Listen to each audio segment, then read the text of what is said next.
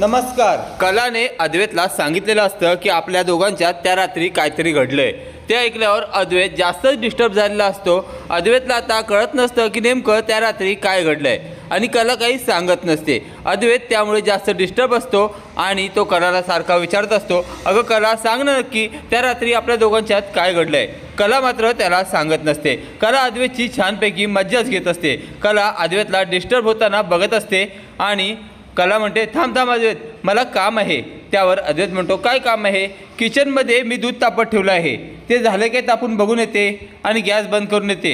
त्यावर अद्वैत म्हणतो, थांब थांब मीच जातो आणि ते बंद करून येतो, तोपर्यंत तू आठव आणि मला सांग आल्यावर काय घडलं होतं ते। असं बोलून अद्वैत तिथनं निघून जातो आणि अद्वैत परत येतो तेव्हा कलाला विचारतो, कला आठवलं काय तुला।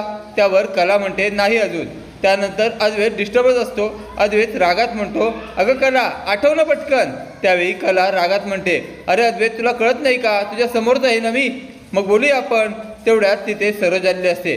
सरोज अद्वैत आणि कलाला बोलताना बघत असते आणि सरोज म्हणते, ए मुली, माझ्या मुलाशी नीट बोलायचं, कळलं का। त्यानंतर कला म्हणते, हो, आणि सरोज म्हणते, थांब मला तुझ्याजवळ बोलायचं आहे। त्यानंतर सरोज कलाच्या जवळ जाते आणि कला सरोज जवळ येते आणि सरोज म्हणते, मला तुझ्याजवळ असं बोलायचं आहे। त्यावेळी कला मधीच थांबवते आणि कला म्हणते, सरोज मॅडम, मला माहिती आहे तुम्हाला काय बोलायचं आहे माझ्याजवळ, तुम्हाला असंच बोलायचं आहे ना। आम्हा दोघांमध्ये नातं आहे, पण ते काय नातं आहे हे तुमच्या लक्षात येत नाही।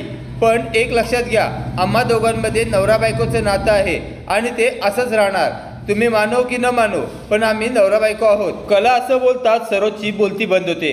त्यानंतर सरोज तिथनं निघून जाते आणि कला म्हणते मनातल्या मनात, बरं आहे अद्वैत, आता मला कळून चुकलंय, तू का डिस्टर्ब आहेस, तू या कारणामुळे डिस्टर्ब आहेस का, मग आता बघ आता मी तुझी कशी मजा घेते।